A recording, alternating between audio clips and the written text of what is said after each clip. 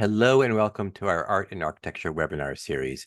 I'm Curt DiCamillo, the Curator of Fine Art at American Ancestors.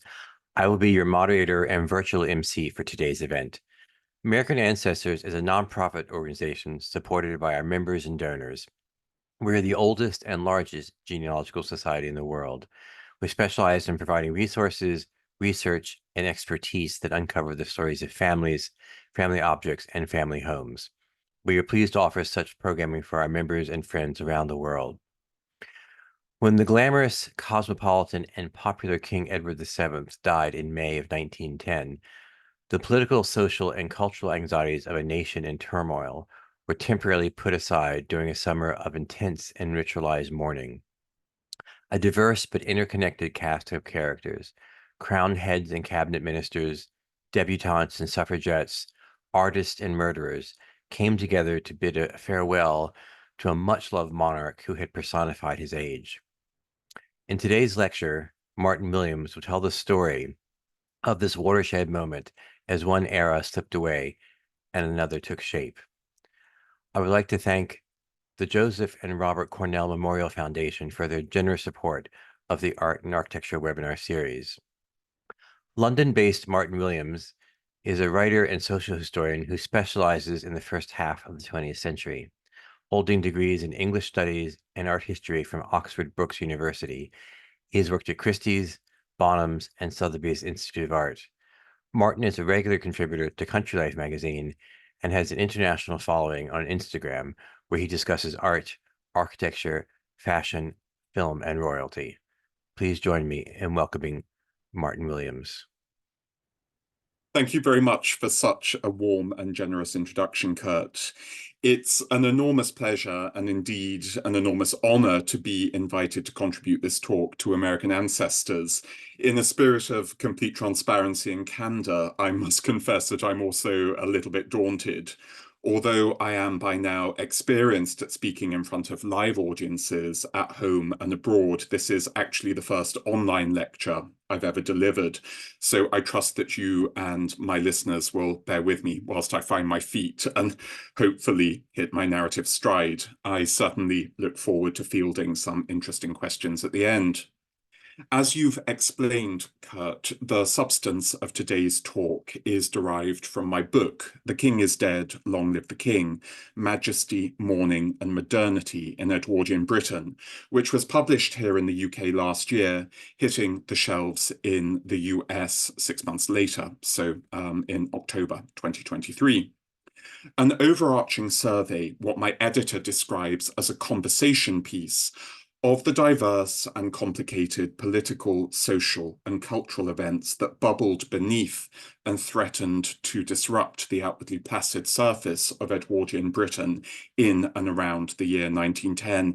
It covers too much ground for a single standalone lecture such as this. Suffice to say, and of course I would say this, that I believe there's no substitute for the book itself, which I hope my listeners might be inspired to buy and read in due course.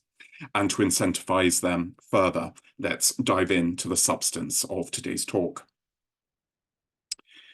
We open on the morning of Saturday, the 7th of May, 1910, when hearts across Great Britain and the far-flung British Empire hung heavy. After a brief and unexpected illness, King Edward VII had died at Buckingham Palace late the previous night at the age of just 68. Edward had reigned for less than a decade, yet he'd come to occupy an unrivaled place in the consciousness and affections of the British people. Across the nation, everyday life ground to a halt as a grief-stricken people entered a period of intense and ritualized mourning.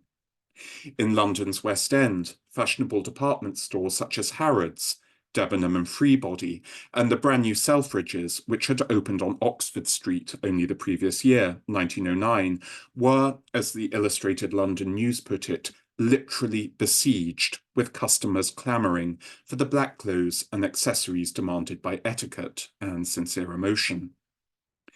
For men and women up and down the Edwardian social scale, the loss of so beloved a monarch was experienced as both an enormous shock and as a terrible personal blow.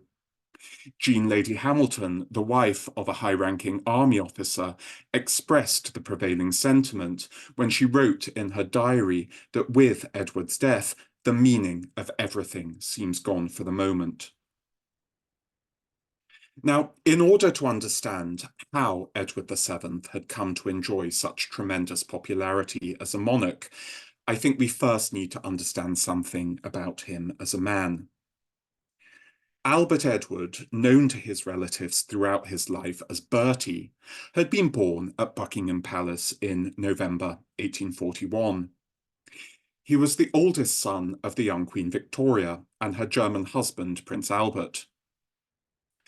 After decades of turmoil during the reigns of Victoria's grandfather, King George III, and her uncles, George IV and William IV, Queen Victoria, ably abetted by Prince Albert, had consciously sought to recast the crown as an institution the ascendant middle classes would find eminently relatable. Turning their backs on high society, which they deemed to be frivolous and disreputable, the young royal couple embraced the quintessentially Victorian virtues of industry, sobriety, and domesticity. Almost from his cradle, little Bertie was crammed in any number of subjects, whilst his personal conduct was a source of constant, almost paranoid scrutiny by his parents, whose professed objective was to turn him, as they put it, into the perfect man, and in time, the perfect king. Sadly, the young Prince of Wales proved to be almost nothing like his earnest and industrious father. Alas for poor Bertie, Prince Albert's shoes proved impossibly large to fill. Now, the royal family's domestic idyll was shattered in December 1861, when Prince Albert died of typhoid at the age of just 42. Queen Victoria, who had come to rely on his counsel and judgment in almost all matters, both state and personal, was shattered by her loss. In her own words, the state of widowhood was akin to death in life. And from that day forward, Queen Victoria only ever wore black. For decades after Prince Albert's death, and to some extent until the end of her own life, a period of some 40 years, Victoria largely withdrew from the public gaze, immuring herself and a small coterie of trusted courtiers and retainers in one or other of the royal residences: Windsor Castle, Balmoral Castle deep in the Scottish Highlands, and Osborne House on the Isle of Wight. She shunned Buckingham Palace and indeed London as a whole, both of which she came to loathe. Lord Esher, the court mandarin, wrote of the, and I quote, hushed reverence surrounding the Queen, hard to describe and difficult to suggest. It was the atmosphere of deep memories. It was an atmosphere of queenly piety, of intrepid courage, of personal sorrows, and of duties simply performed through long years. In spite of its grandeur, there was a solitude, an aloofness about the life of the Queen, which made men half afraid to speak above a whisper. Mired as she was in this self-imposed seclusion, the isolated and now aging Queen Victoria could only look with dismay and disfavour upon her eldest son and heir, the Prince of Wales, who turned 20 just weeks before Prince Albert's death. As an adult, Bertie gave no indication of wishing to follow in his late father's footsteps. Where Prince Albert had been abstemious, Bertie was self-indulgent. Where Prince Albert had been earnest, Bertie was frivolous. Although she professed herself to be quite incapable of shouldering the duties of the crown alone, Queen Victoria categorically refused to delegate any of them to her son and heir, who, upon her explicit instructions, was kept rigorously excluded from government affairs and matters of state. In almost every way the opposite of the high-minded Victorian ideal, fun-loving Bertie was, Queen Victoria believed, totally unfit for ever becoming king. Now, Queen Victoria wasn't entirely wrong when she identified her son's very evident love of pleasure, but she really only had herself to blame when, having deprived him of all other responsibilities, he plunged headlong into the vortex of high society. Variously described by Queen Victoria, again I quote, as independent, haughty, fault-finding, repulsive, vulgar, bad, and frivolous in every way, the British upper class, which had largely lacked royal leadership since the death of King George IV in 1830, saw in the Prince of Wales Bertie everything that Queen Victoria was not. Unintellectual, gregarious, and easily bored, he revelled in balls, in dinners, in country house parties, in shooting, in racing, and in gambling. Scorning the dull, the dowdy, and the self-consciously virtuous, he actively embraced the excitement of the company of the so-called fast set, which included actors, American heiresses, and Jewish financiers, as well as guards officers and titled landowners. It must here be admitted that Queen Victoria's worst fears about her son's predilection for pleasure and the very real risks it posed to the crown came perilously close to being realised on at least two highly publicised and extremely embarrassing occasions. The first in 1870, when Bertie was implicated in an acrimonious divorce suit at a time when divorce was tantamount to social suicide, and the second between 1890 and 1891, when he became embroiled in a notorious gambling scandal at Tranby Croft, a country house in Yorkshire in which he was staying. So long as it was discreet and no scandal ensued, infidelity was pretty much taken for granted in the racy social circles in which Bertie now moved. His love of women and his enjoyment of their conversation and company were proverbial. Women were, Margot Asquith observed, the excitement and the joy, the achievement of his life. The American novelist Henry James, who was resident in England at the close of the 19th century, and who regarded Bertie as an arch-vulgarian, derided him in his letters as Edward the Caresser. As Prince of Wales, and later as King, Bertie had a succession of mistresses tacitly recognised by society at large. They were, first, the so-called professional beauty and actress Lily Langtry, who I've illustrated here at top left. She was succeeded by Lady Brooke, subsequently Countess of Warwick, who we see in the middle. And lastly, Bertie took as his mistress Alice Keppel, the wife of a younger son of the Earl of Albemarle, and also, as is now so well known, the great-grandmother of our present Queen Camilla. The late Victorian era was not the age of the tabloid expose or kiss and tell. Nevertheless, the Prince of Wales' immersion in high society, with his string of so-called official mistresses and his predilection for occasionally off-colour fun, earned him the extreme displeasure of his mother. Throughout Bertie's life and reign, the caricaturist, writer, and wit Max Beerbohm mercilessly guide Bertie in a series of wickedly funny cartoons, and I've illustrated here my personal favourite, in which we see Bertie, who is at that point almost 60, relegated to the corner like a naughty schoolboy, while his mother, Queen Victoria, dressed in her inevitable widow's weeds, pouts disapprovingly in the foreground. And Beerbohm's own title for this cartoon really says it all, I think. The rather awful visits of Albert Edward, Prince of Wales, to Windsor Castle. Yet, in spite of his mother's extremely vocal disapproval over a 40-year period, Bertie's marathon stint as Prince of Wales in fact equipped him with the tools to become, in time, an exemplary king. It helped that he had a good wife by his side.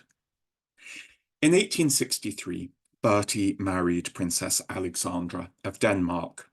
Now, this was not, strictly speaking, a love match, but there were few Protestant candidates of roughly the right age in Europe's royal families, and Alexandra was considered the best of the slim pickings. Nevertheless, they formed a surprisingly successful partnership. Alexandra was beautiful.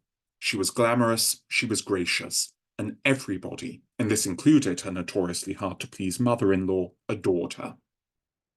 First as Princess of Wales and eventually as Queen, Alexandra accommodated her husband's extramarital adventures with tact and dignity. Bertie rewarded her loyalty in his own peculiar fashion. As one courtier put it later on, nobody appreciated more thoroughly the charm and devotion of his wife than King Edward. He was well aware for how much Queen Alexandra counted in the hearty welcome which he had received from the nation on his accession to the throne. And perhaps we should really give the last word to Alexandra herself. After all, she remarked to her friend after her husband's death, he always loved me the best. Then there was Bertie's extended family, which by the close of the 19th century was extended indeed. Queen Victoria and Prince Albert had had 9 children, and all but one of them had married Europeans. Bertie therefore found himself related to almost all the royal families of the day. His elder sister Victoria, the Princess Royal, who we can see here on the far right of the family group, on the left-hand side of this slide, a family group taken in the mid-1860s, married the heir to the throne of Prussia, in due course becoming the mother of Edward's arch-nemesis, Kaiser Wilhelm II. Meanwhile, Bertie's younger brother Alfred, who we see standing at the back in the grey top hat, married the only daughter of Tsar Alexander II of Russia.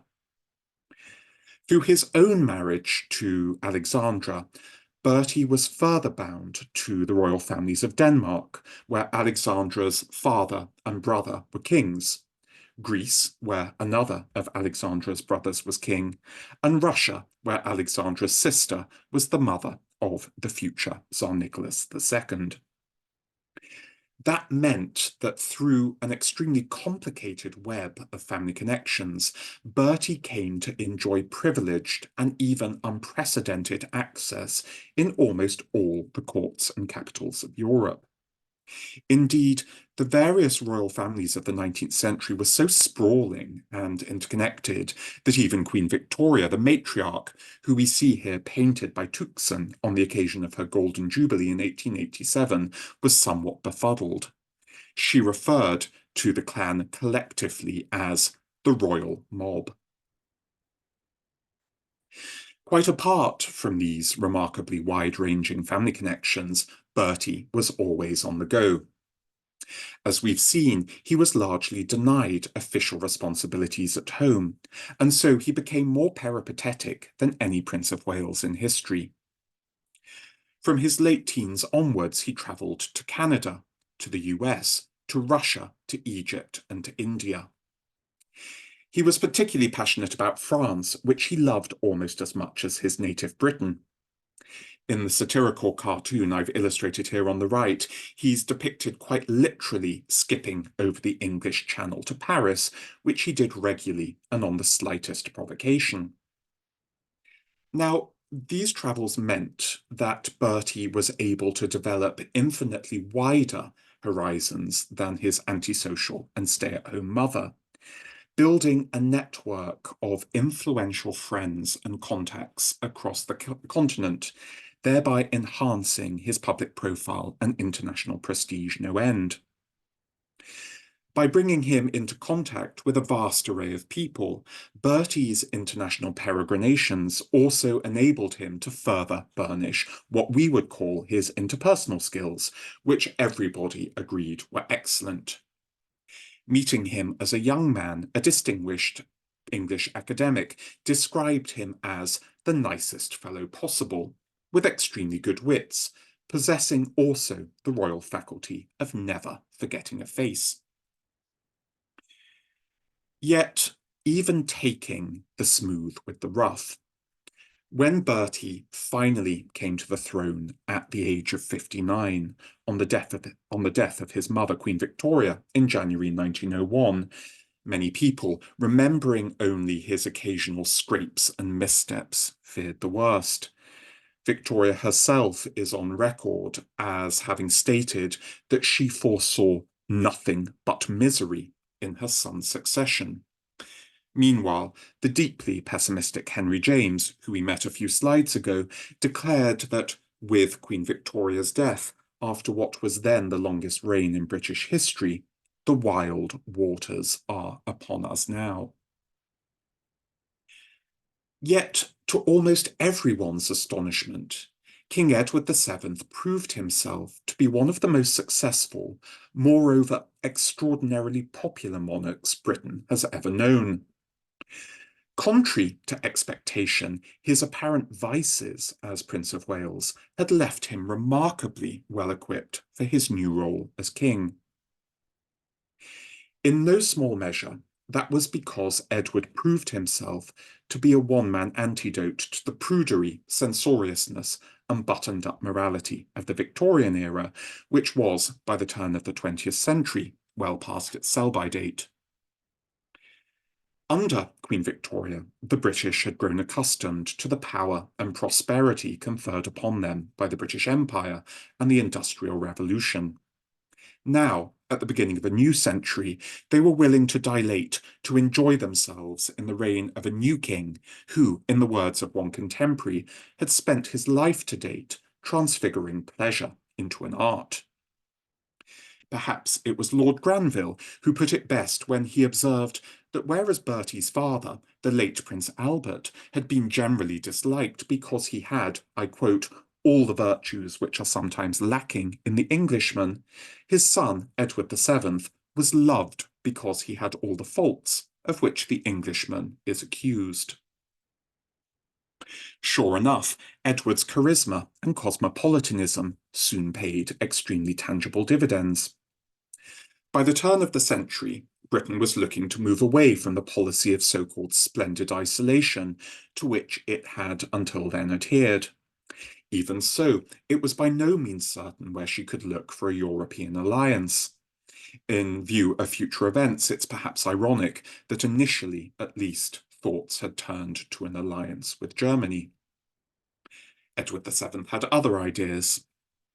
Largely on his own initiative, he undertook a state visit to Paris in the spring of 1903, and this turned out to be a diplomatic wow. The king's palpable charm and obvious affinity with France and the French transformed almost overnight the spirit of cross-channel relations, which had until then been defined by mutual suspicions so deeply entrenched that many in both countries had come to fear that war between them was a real possibility.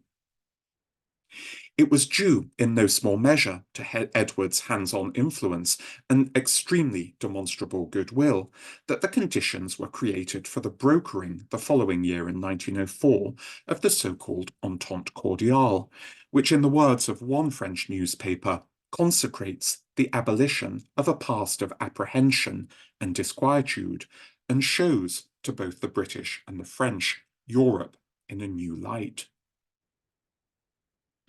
Relations with Russia, which had been thorny since the end of the Crimean War, a half-century later, also improved during the first decade of the 20th century. Now, in this instance, the bond between the British and Russian empires was intensely personal. Edward VII was the maternal uncle of the Tsarina, Alexandra Theodorovna, while his wife, Queen Alexandra, was the maternal aunt through her favourite sister, the Dowager Empress Marie Theodorovna of the Tsar, Nicholas II. Edward had visited Russia in person on several occasions whilst Prince of Wales, and on those occasions he'd exerted himself to foster good relations with his young nephew, whom he considered to be likeable and charming, but also feared was weak-willed and diffident. Edward's charm offensive paid extremely tangible dividends in the summer of 1908, when the British royal yacht, the Victoria and Albert, sailed up to Reval off the coast of present-day Estonia to rendezvous with the Russian imperial yacht, the Standard. Over the course of the next 2 days, the King, Edward, and the Tsar Nicholas bobbed back and forth for a series of luncheons and banquets, at which there was a great deal of talk of diplomatic resets between their respective countries.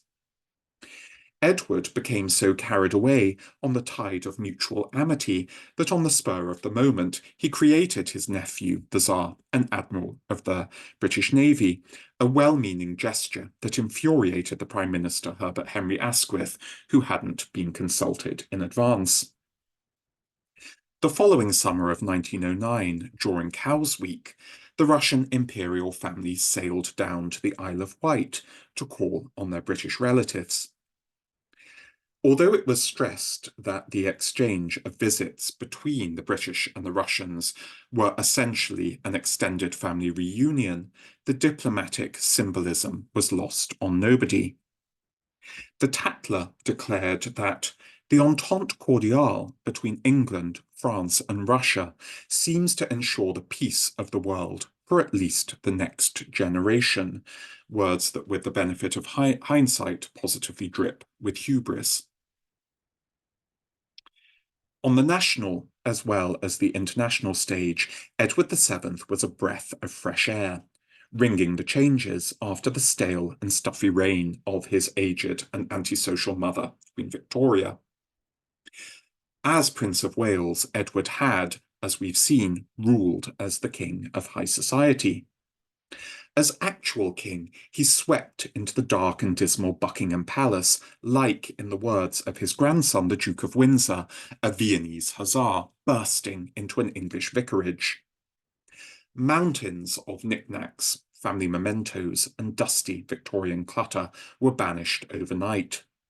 Newfangled electricity was installed, and the staterooms were enveloped in glittering white and gold, in Frenchified schemes redolent of an opera house or the brand new Ritz Hotel, which had opened on Piccadilly in 1906.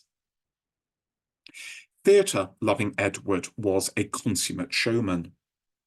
During his reign, Buckingham Palace became the focal point of London's social life, with an endless series of balls, of banquets and courts, at which members of the old aristocracy and the nouveau riche alike mingled in magnificent uniforms, in sumptuous gowns, and in glittering jewels, to the lilting strains of Sousa, Lehar, and Offenbach. The English court is the most brilliant in Europe, and the London season is the gayest of any capital in the world, wrote the Tatler approvingly. At least some of that signature gaiety was a happy byproduct of Edward VII's enthusiastic embrace of America and Americans. Earlier in this talk, I touched upon Edward's passion for international travel and the beneficial effects it had on both his personal outlook and the standing and reputation of the British monarchy abroad. Nowhere was that truer or more obvious than in Britain's relations with the United States, which was, by the turn of the 20th century, emerging as a global force to be reckoned with. In 1860, when he was still in his teens, Edward had been the first Prince of Wales in history to travel to the mainland United States, where he was given a rapturous reception in almost every city he passed through.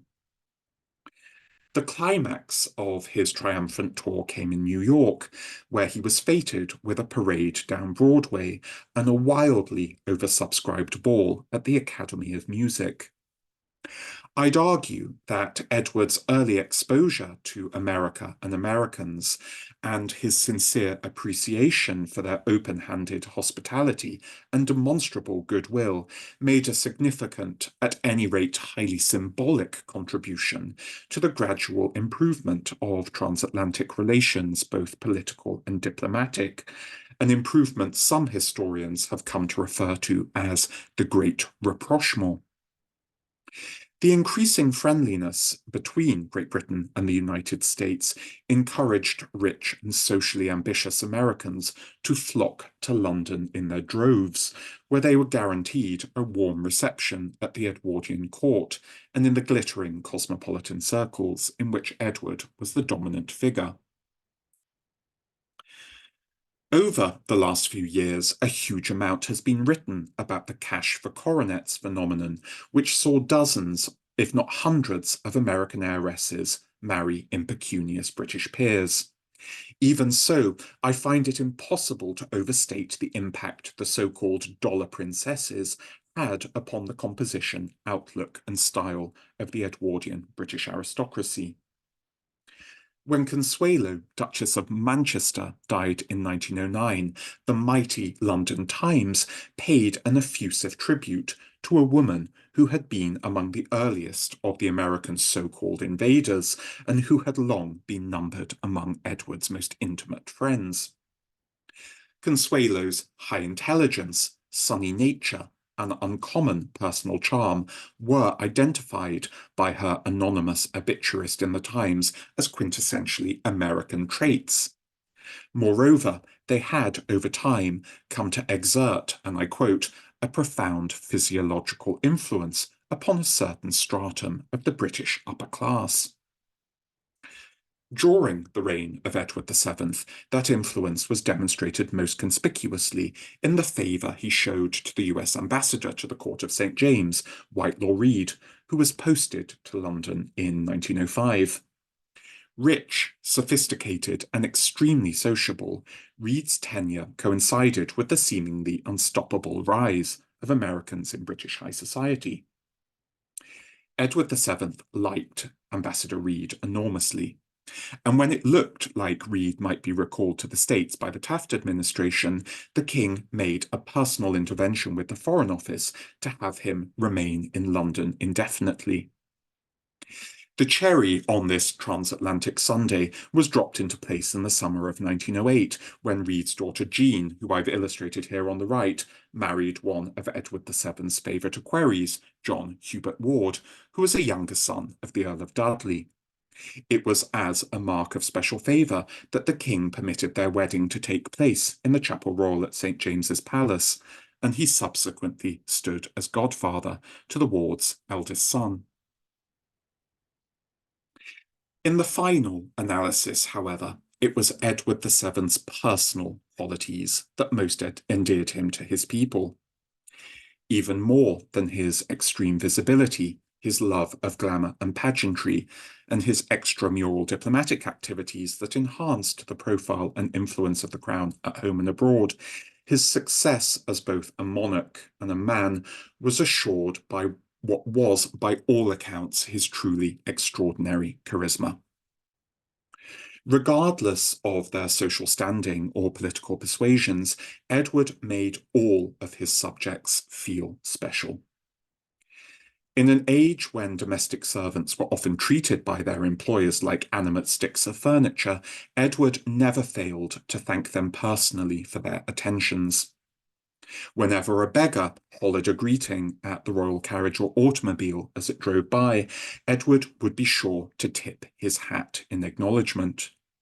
And although I've not been able to link this to any specific documented episode, it's revealing that Edward could, towards the end of his reign, be depicted by a popular illustrator, Fortunino Matania, I think, quite literally helping a blind man to cross the street, or in this case, Piccadilly Circus. And I must say it's rather difficult to imagine either Edward's predecessor and mother, Queen Victoria, or his successor and son, King George V, being depicted in like fashion.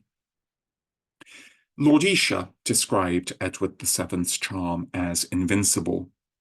The individual man succumbed to it, and the multitude went down before it. When the king walked into a room, everyone felt the glow of a personal greeting. When he smiled upon a vast assemblage, everyone replied unconsciously. The naval hero, Lord Fisher, recalled Edward VII's astounding aptitude of appealing to the hearts of both high and low, while the novelist and philosopher G.K. Chesterton termed Edward a kind of universal uncle to the British people, easygoing and benevolent. Yet, at this juncture, I must stress that there was much more to the Edwardian era than just courtly glamour and royal bonhomie.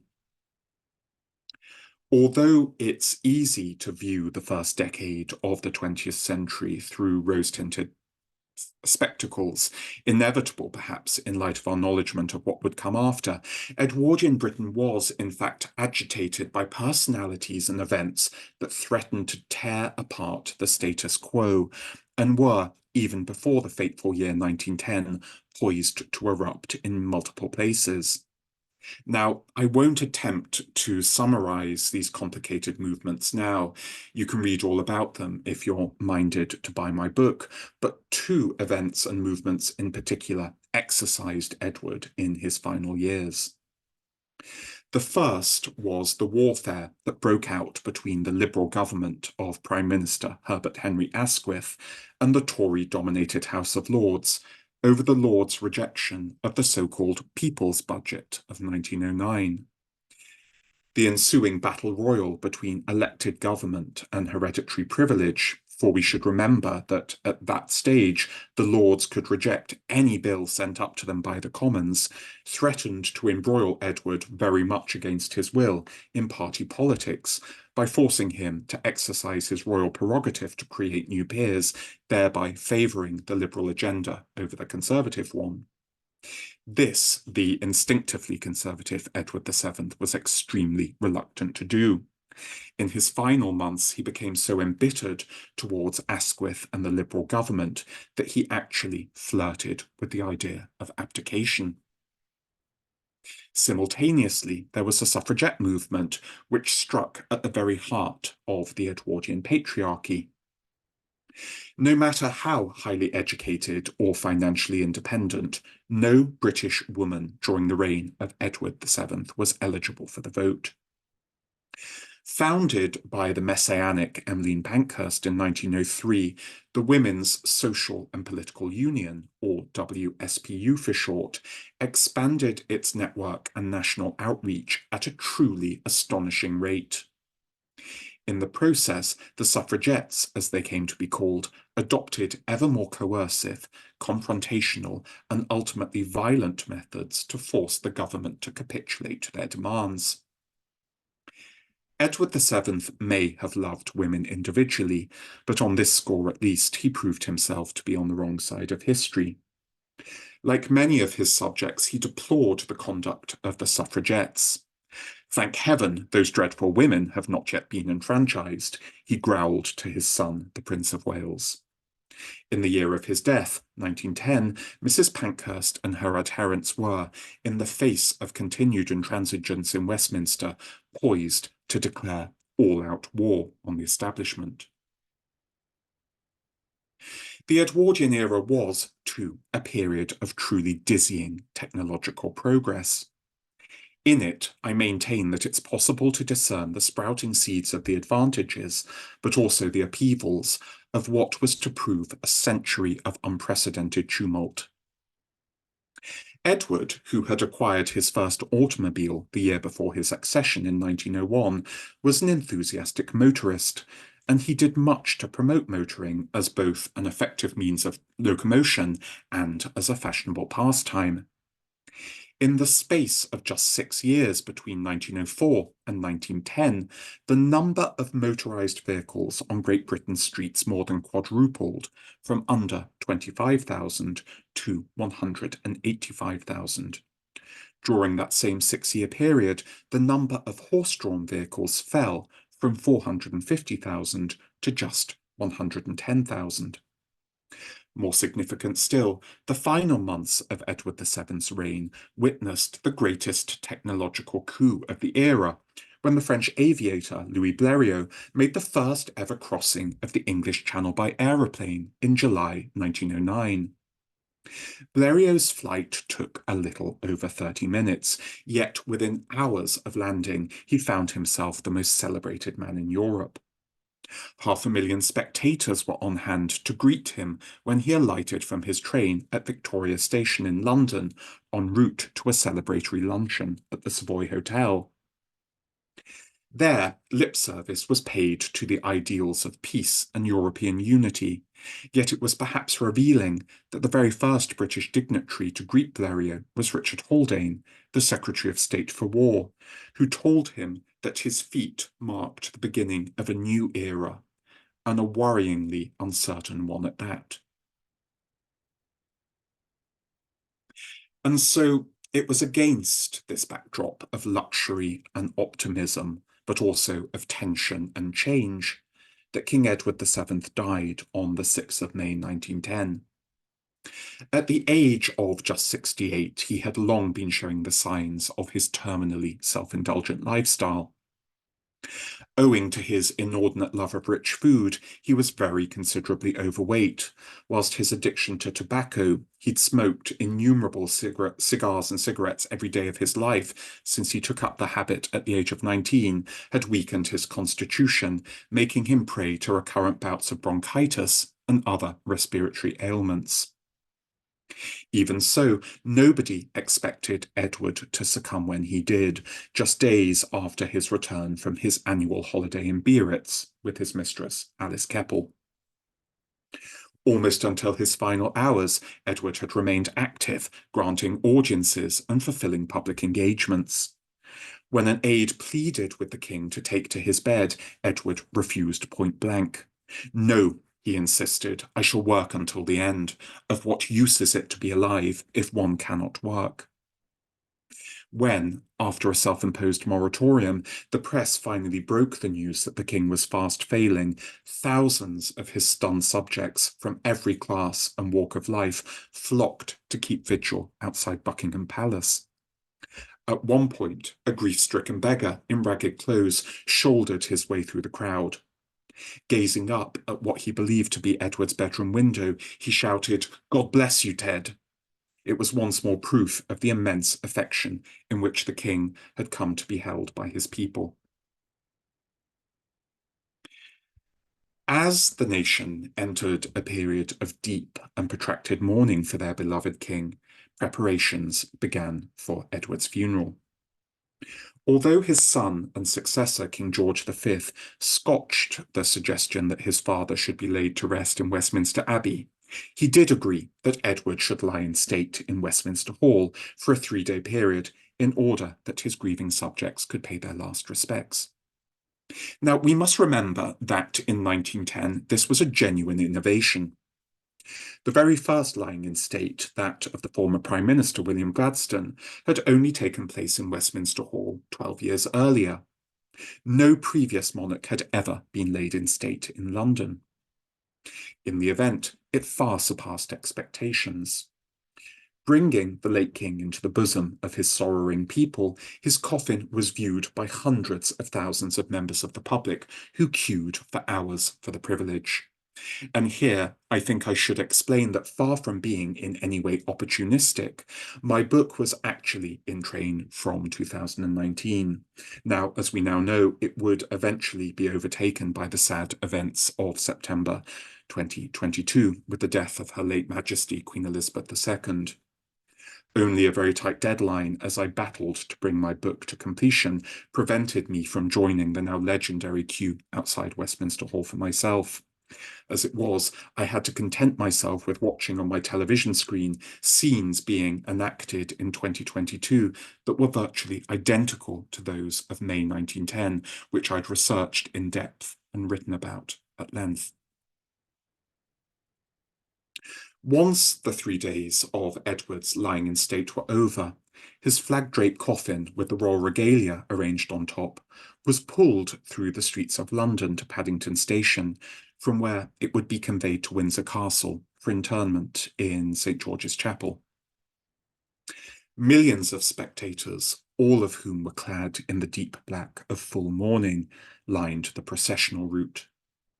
It was noted that they comported themselves with the utmost courtesy. Out of consideration for those around them, men refrained from smoking pipes and cigarettes, and women removed their broad-brimmed hats so as not to obstruct the view of those standing behind them. There were virtually no signs of disorder and no recorded arrests. Almost complete silence prevailed across the capital. Led by a kilted Highland servant, Edward VII's favourite dog, the wire-haired fox terrier Caesar, trotted behind Edward's charger Kildare, who in turn walked directly behind the coffin. Only a couple of years earlier, around 1908 or so, little Caesar had been modelled in white chalcedony with cabochon rubies for eyes by the Russian imperial jeweller Fabergé. Now, his prominent place in Edward's funeral procession transformed him into a potent symbol of the nation's collective grief. Within days, Caesar was modelled in wool and felt by the German toy manufacturer Steiff. Toy Caesars still occasionally turn up at auction. The one I've illustrated here was sold at Christie's, I believe, in 2010. Little Caesar was also the protagonist in Where's Master, a tear-jerking tale of Edward's final illness, death, and burial, narrated as if from the dog's perspective. In spite of the disapproval of Edward VII's daughter-in-law, the new Queen Mary, who deemed the whole thing to be in very poor taste, Where's Master went on to become one of the bestsellers of 1910. When the funeral train reached Windsor, Edward's coffin was unloaded and placed on a gun carriage, which was pulled by a team of naval ratings to St. George's Chapel within the precincts of the castle walls. Within the chapel, chaos had reigned as the hereditary Earl Marshal, the Duke of Norfolk, and the heralds who had charge of the seating arrangements completely lost track of who was who and who should be seated where. Garter knights and members of the opposition were pushed and shoved every which way in the most undignified fashion as orders were given and then almost immediately countermanded.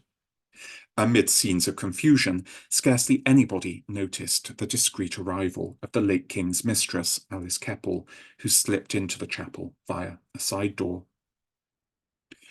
Order was only restored with the entrance of the royal procession, led, of course, by Edward's coffin. In defiance of protocol, it was followed on foot by the widowed Queen Alexandra, who walked on the arm of her son, the new King George V. Dressed in black, the blue sash of the Order of the Garter across her bosom, Alexandra's grace and dignity in her bereavement were impeccable. Indeed, they confirmed her place as possibly the most popular queen consort in the history of the crown. On Alexandra's own death 15 years later, in 1925, Edward VII's remains were retrieved from the royal vault and interred beside those of his wife under full-length white marble effigies carved by the Australian sculptor Sir Bertram McKennell immediately to the right of the high altar in St. George's. The impression conveyed by the effigies is one of sombre majesty, but there's also an intensely personal touch, because nestled at the feet of Edward's effigy is the curled-up figure of his favourite dog Caesar, who had so moved the millions of spectators during the funeral procession in London. Edward VII may have been laid to rest on the 20th of May, but that didn't mean the grief-stricken nation could lay off its mourning at once. From the preceding generation, the Victorians, the Edwardians had inherited the so-called cult of mourning, an exceptionally intricate and, to our way of thinking, extraordinarily arcane set of conventions that dictated precisely how one should dress and behave in a time of bereavement, and not just of private bereavement within the family circle, but of public bereavement too. While court mourning for the royal family and those in attendance upon it endured for a calendar year, only being cast off in May 1911, so-called general mourning had to be observed by the nation at large for 8 weeks, 6 weeks of full mourning of unrelieved black, with a further fortnight of so-called half mourning, when white, grey, and various shades of purple, from lilac and mauve to lavender and violet, were deemed to be acceptable. In 1910, the annual race meeting at Ascot took place during the final week before the nation transitioned to half mourning. Edward VII had been passionate about horse racing, and throughout his life and reign, he had constructed his yearly itinerary around the major meetings that took place around Great Britain. Indeed, it was largely thanks to his extremely conspicuous and enthusiastic patronage that Royal Ascot had become the most celebrated and fashionable event on the summer social calendar. In essence, an alfresco annex of the court in London, the royal enclosure at Ascot was that year subject to the dictates of full mourning. That meant that every man and woman in attendance at the meeting between the 14th and 17th of June was obliged to wear head-to-toe black, and the result was one of the most singular sartorial spectacles of the entire 20th century. In 1910, the Royal Box at Ascot, which in earlier years, occupied by Edward and his special guests, had been the cynosure of every eye and the goal of every social climber, was shuttered and empty. Before it, on smooth green lawns beneath cloudless summer skies, the cream of British society mingled in black garb of the utmost formality. For male racegoers, that entailed burnished black silk hats, black coats, black trousers, black ties, and neatly furled black umbrellas. Instead of their customary florals and pastels, ladies wore narrow-skirted gowns of black lace, black silk chiffon, and black mousseline de soie. Fluttering parasols bobbed above feather boas and gigantic hats, all of them dyed the deepest black. The very race cards had black edges, and again the same refrain was heard, "How sad it is." Almost 6 weeks after his death, Edward VII's loss was felt as keenly as ever by his sorrowing people. Indeed, in subsequent years, what has passed into the annals of sartorial, sporting, and social legend as the Black Ascot of June 1910 has come to be seen as a peculiar, potent, and above all, extremely symbolic ending of the Edwardian era as a whole. And it is, I think, fitting to conclude with one of the most well-known, yet haunting images of the world Edward VII left behind him. As we've seen, the king had been so well connected and well respected that no fewer than 8 European monarchs descended on London for his funeral. Even in 1910, this was a truly extraordinary event, and a photographer was duly summoned to Windsor Castle to record the gathering for posterity. Here they all are, clustered around Edward's son and successor, George V, who was to prove himself a very different sort of monarch in a radically different age. There's Albert of Belgium, Manuel of Portugal, George of Greece, Ferdinand of Bulgaria, Frederick of Denmark, Hakon of Norway, and Alfonso of Spain. Edward VII had been related by blood or marriage to every one of them. In this august lineup, the most high-profile mourner was the German Emperor, Wilhelm II, who we see planted firmly behind his English cousin George. Of all the worries that had plagued Edward VII during his reign, none had been graver than the state of relations with Germany, which had deteriorated by the year. Bombastic, where Edward was easygoing, and bullying, where Edward was suave, the unpredictable Kaiser had had a thorny and even toxic relationship with his ebullient uncle. Edward VII had had no illusions about the threat to peace in Europe, presented by a head of state determined to assert his personal and national superiority on every occasion. Indeed, in his final months, Edward had had an eerie presentiment. Passing through Paris, he'd stopped for tea with a friend, and he seemed uncharacteristically depressed. When his hostess asked him what was wrong, Edward was silent for a moment. Then he remarked, "I have not long to live, and then my nephew, the Kaiser, will make war." And with that, I'm pleased to leave you with a selection of the kind comments returned on my book, The King is Dead, Long Live the King, by various well-known personalities and publications. As you may imagine, I was especially delighted by the feedback provided by Dame Joanna Lumley, who was among my earliest and most receptive readers. The book is now available for purchase from all good bookshops and from Amazon between hardcovers or on Kindle, should you wish to drill a little deeper on the personalities and events I've touched upon in this lecture.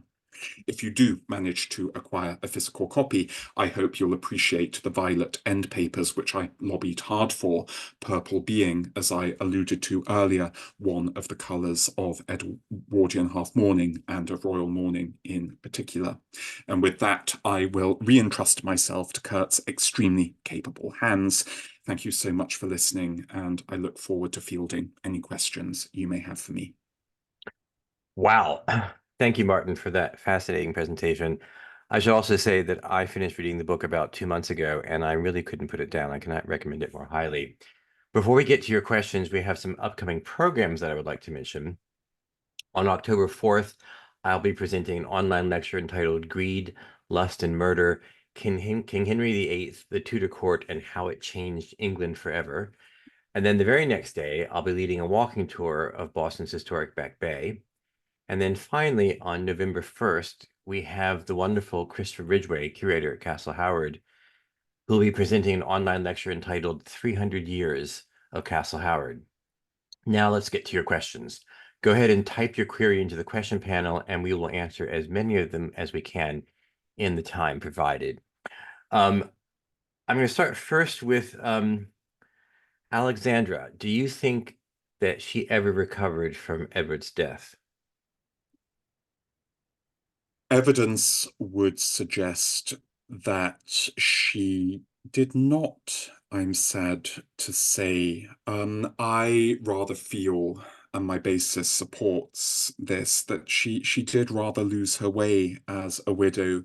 She had been, I think, the longest serving Princess of Wales in British history. She had 9 years as Queen at Edward's side, and when he died, she really struggled to adapt to a new reign, the reign of her son George V, and a new world. We must remember that she lived through the catastrophic years of the First World War between 1914 and 1918, and she also lost some dearly beloved blood relations in Russia. We must remember that Tsar Nicholas II, who was murdered with his wife Alexandra Theodorovna, they were her nephew and niece, and it was a profound source of grief to Alexandra in her old age. She was also very proud of her legendary reputation as a beauty, and her fading looks and her decline into old age. She found it very, very difficult to cope with.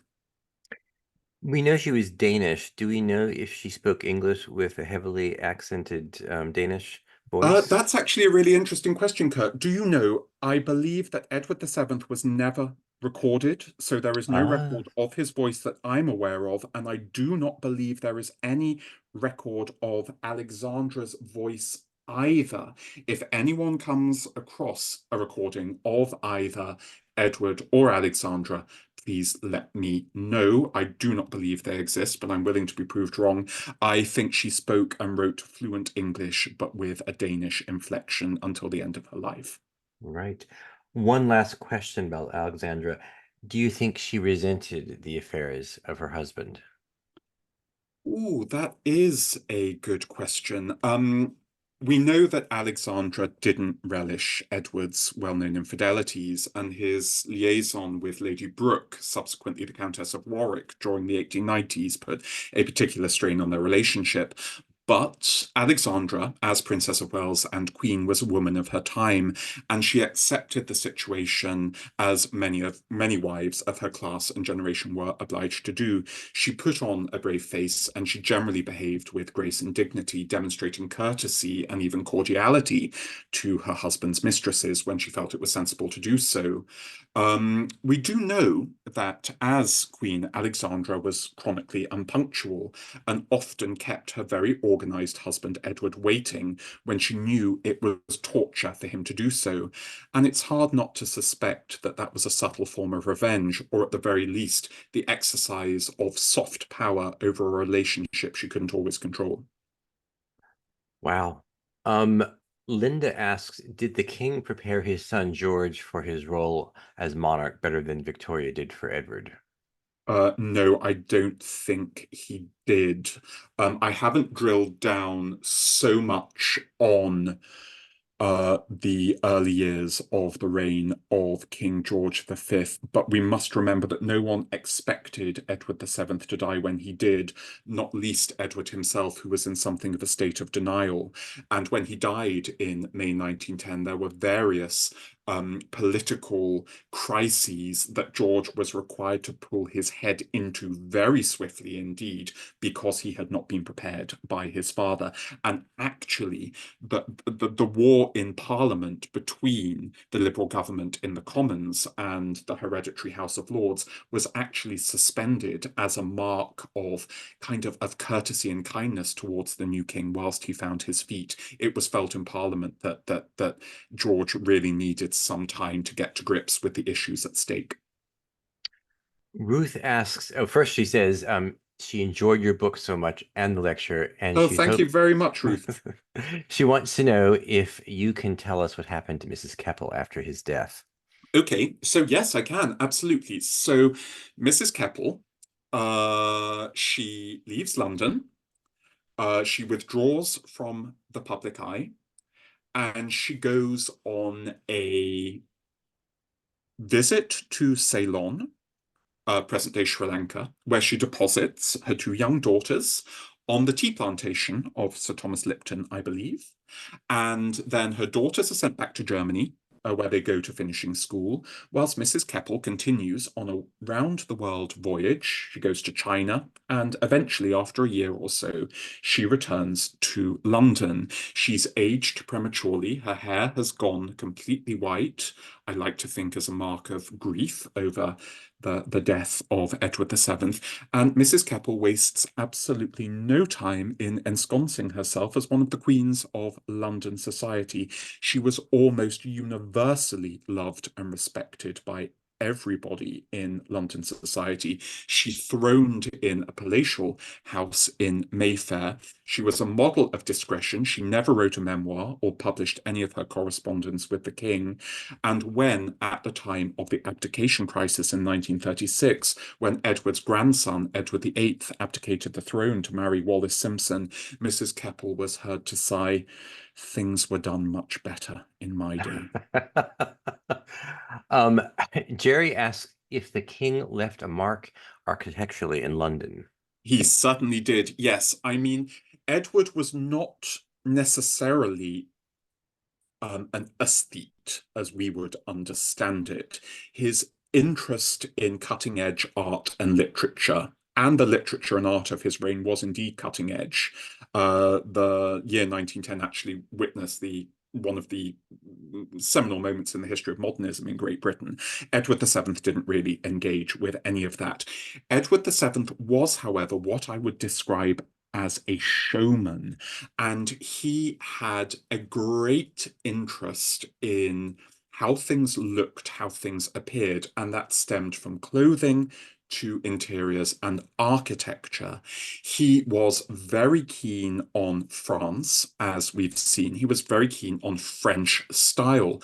And I think it is absolutely no coincidence that during the reign of Edward VII, so during that first decade of the 20th century, the streets of central London began to blossom with Frenchified buildings, most famously the Ritz Hotel, which Edward adored. He actually had patisserie sent to Buckingham Palace from the kitchen of the Ritz Hotel. The Ritz Hotel on Piccadilly opened in 1906. It is an emblem of what I think of as the Parisianization of London that took place during the reign of Edward VII. And I think it's no coincidence that this took place at a moment when relations between Britain and France were so much on the up. Other Frenchified buildings in Europe would include the former Morning Post building on Aldwych and the Royal Automobile Club on Pall Mall. These are all buildings with which Edward would have been familiar, and I do not doubt that he approved of their Frenchified look heartily. Erica thanks you for a job well done and says your talk was terrific. Thank And you, she Erica. wants to know what happened to Caesar. Caesar, I believe, He lives on until 1914 in the custody of Queen Alexandra. Ironically, Queen Alexandra had not been able to abide Caesar. She thought he was a wretched little dog, and so did most of the members of Edward VII's immediate circle. But in widowhood, Queen Alexandra feels duty-bound to take Caesar under her wing, and I believe he lives with her at Marlborough House, dying in 1914. And I believe that if you visit Marlborough House, which is almost adjacent to St. James's Palace here in London, if you go into the garden of Marlborough House, you can still see the little gravestone of Caesar in the shrubbery. That's where he's buried. Oh my gosh, what a wonderful thing to know. And yes, and as I alluded to in my lecture, if you go to St. George's Chapel at Windsor, you can see that the funeral effigy of Edward VII, Edward's feet are literally resting on a little curled up figure of Caesar carved out of white marble. Janine says, huzzah, and thank you for a marvelous presentation. Thank you, Janine. And she wants to know, I'm going to conflate two questions here because a number of people have asked this. If he had lived, would he have prevented World War One? That is a perennial question. I would argue that the First World War, 1914 to 1918, was arguably the defining event of the 20th century, setting in train everything that followed. Now, given its seminal importance, an immense volume of scholarship has built up around the various causes and theories behind the outbreak of the Great War in 1914.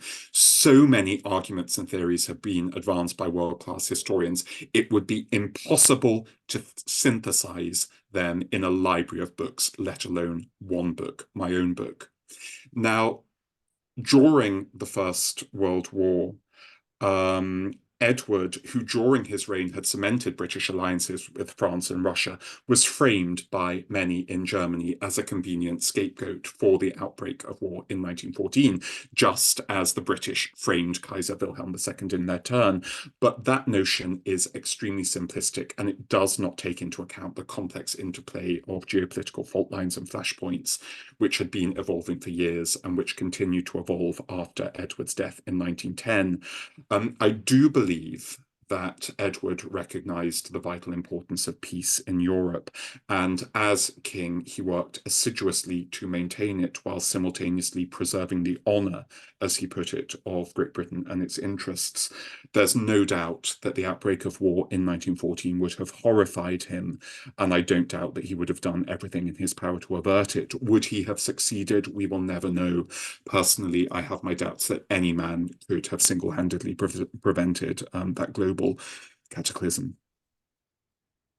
This is, I think, possibly the most unusual question from Linda, who says, did the king's mistresses maintain any kind of relationships among themselves after his death? Sort Oh, of like a mistress club. that is a really super question that I've never been asked. Um, Edward remained on good terms with all of his mistresses when his relationships with them had finished. For example, even after the end of his affair with Lily Langtry, it was his sponsorship of her as she embarked on a new career as an actress that really enabled her to step on the road to decades worth of stardom. Lily Langtry, the Countess of Warwick, and Alice Keppel were all very different sorts of women. We must remember that the world of Edwardian society was a small one. I do not doubt that their paths crossed upon occasion. The fact that the Countess of Warwick drifted towards socialism in later life may have pulled her out of the very glamorous orbit of Alice Keppel. Lily Langtry, she became a celebrated actress, as I've said, but also a racehorse owner. They may have seen each other at various social functions, but I don't think they were ever intimate. I've come across no reference in years of research to correspondence they exchanged between themselves. I can't speak to a relationship between them that would have been anything more than, I think, cordial. but I would be happy to be proved wrong. That's a really interesting question, and I'm going to leave now and see if I can turn anything up, any examples of letters being exchanged between Lily Langtry, Daisy Warwick, and Alice Keppel. But as I say, I've come across nothing. Well, our last question comes from Ruth, who wants to know what you're working on next. So a couple of projects are in the pipeline. One indeed has been in the pipeline for well over a year now. Fingers crossed, it looks like it's about to move forward, and I assure you that if it does, the information will be shared in the proper fashion with my followers on Instagram. My handle on Instagram is Disraeli81, Disraeli like the Prime Minister. So if anyone is listening and would like to follow me there, please do so. I touch upon many of the issues I've touched upon in this lecture, and you can see that I illustrate supplementary materials and also materials and pictures that have absolutely nothing to do with my book, but which I find interesting. And if you follow me as Disraeli81, you may well get first wind of the book that I hope is about to be authorized. Lovely. Thank you so much, Martin. And thank you, everybody, for your questions. That's all the time that we have today for questions. If you have any other questions, you can email us at heritagetours@nehgs.org. Thank you again for joining us today. As you leave the event, you'll have the opportunity to fill out a survey and give us your feedback.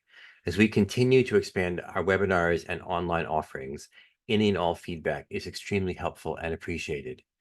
This free webinar was made possible by the generous support of members and friends around the world.